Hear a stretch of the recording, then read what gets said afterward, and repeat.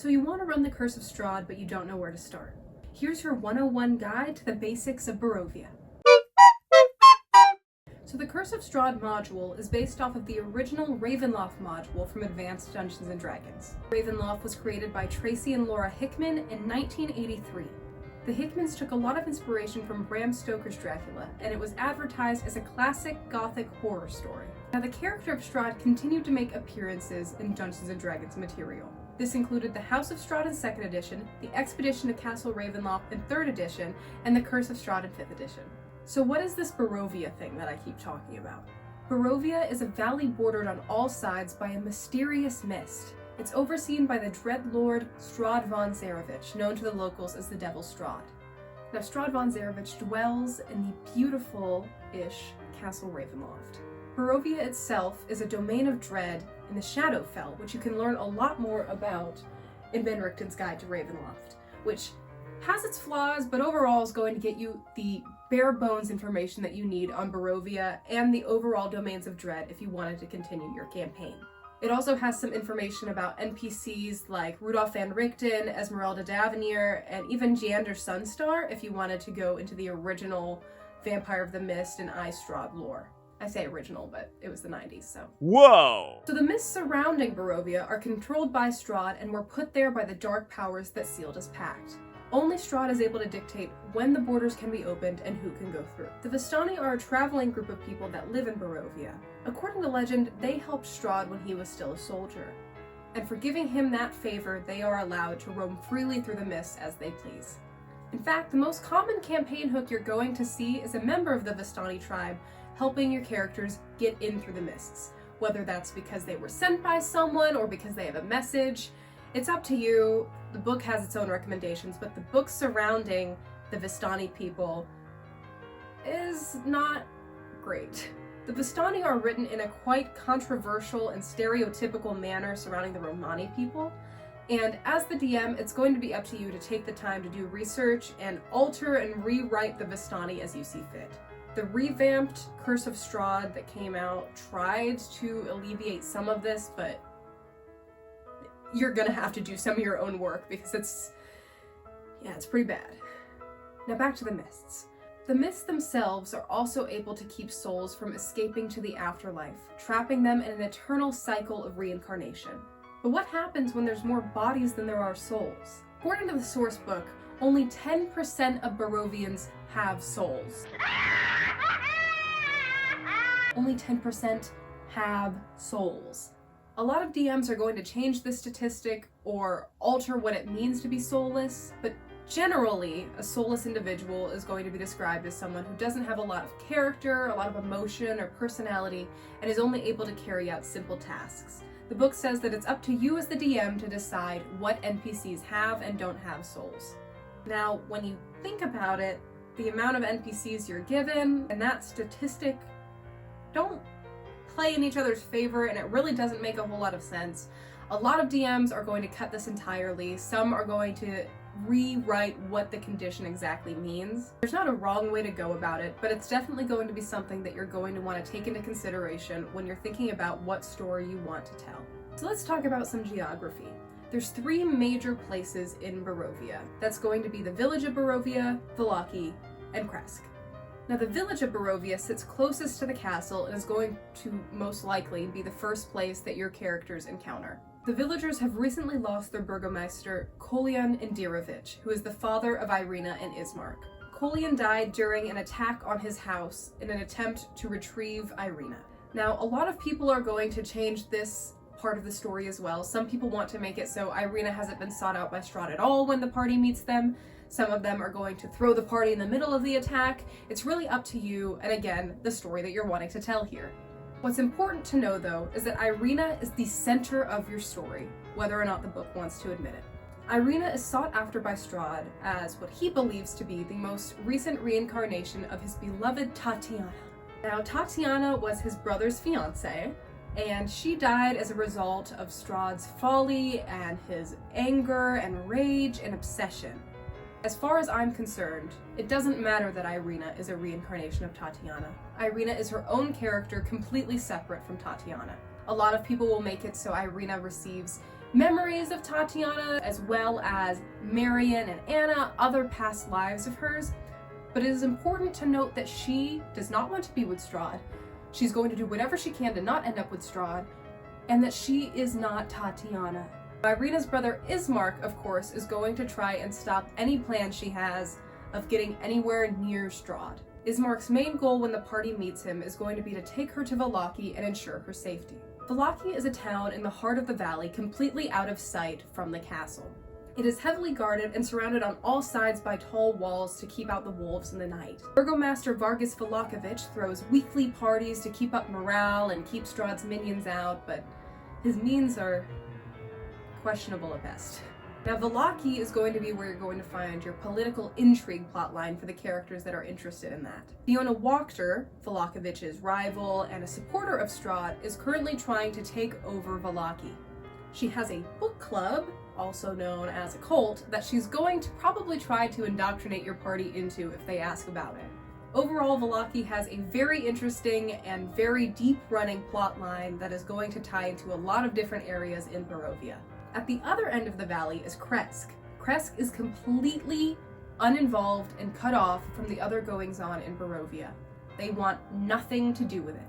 Entering Kresk is going to be a tricky task for your party because they don't want Strahd's allies or his enemies. They want to be separate and free of Strahd's wrath.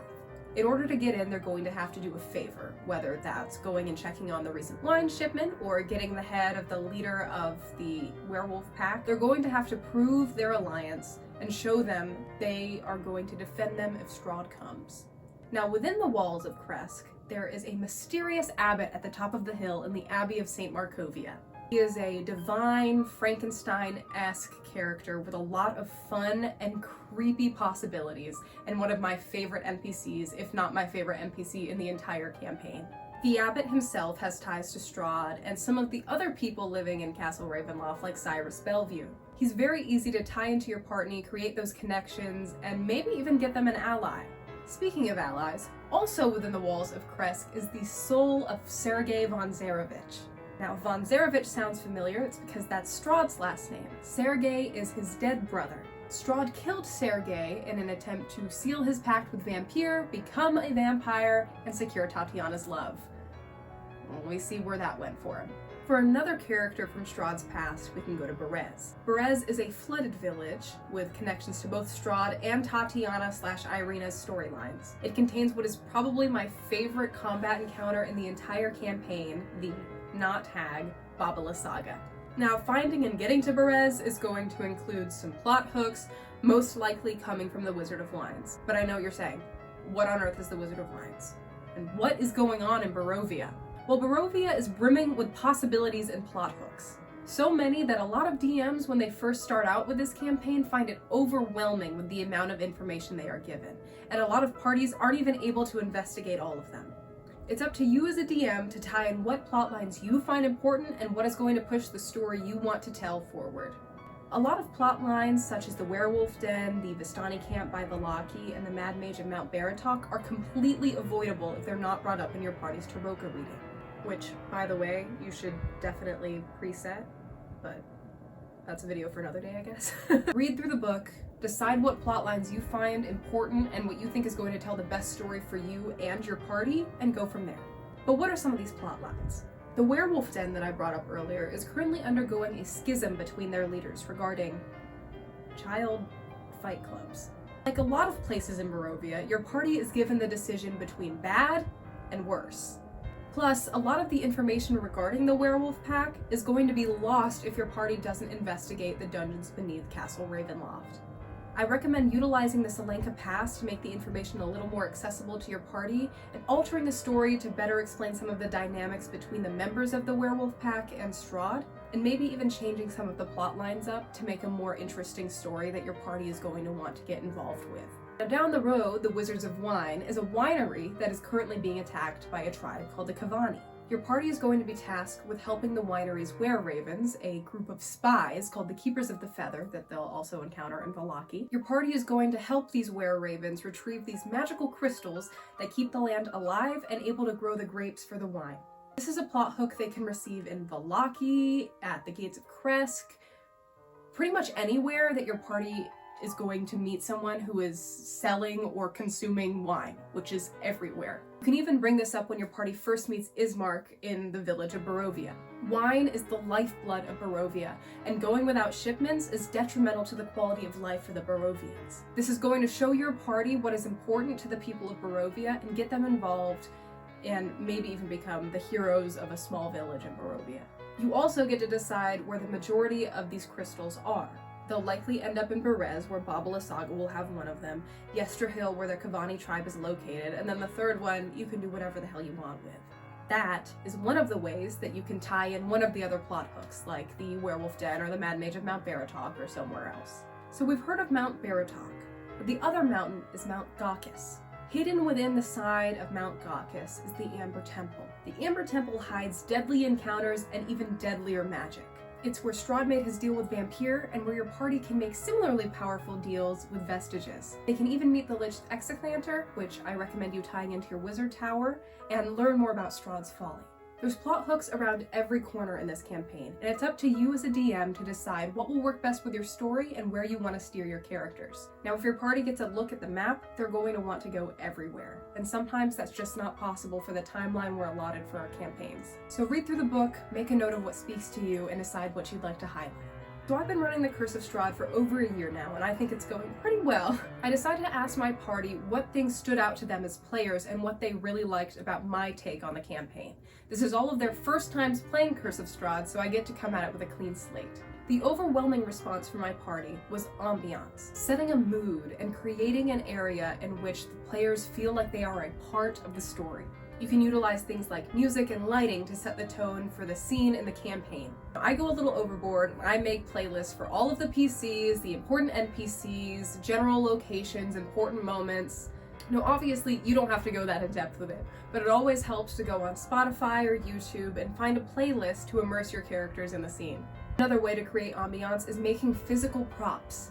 Even something as simple as tea-staining a paper and writing a note on it is going to make the campaign feel real to your players. It's going to grab your players' attention and make the stakes, no pun intended, feel a lot more real and grounded to your players. It's going to make those plot lines feel important and gain their attention. Now, speaking of attention and involvement, that is another huge thing when it comes to this campaign. Curse of Strahd is a widely roleplay-based campaign, so you're going to want your players to feel invested. Encourage your players to tie their characters' backstories into the setting, or work as a DM to tie your characters' backstories into something in the story. Make them feel like their character matters.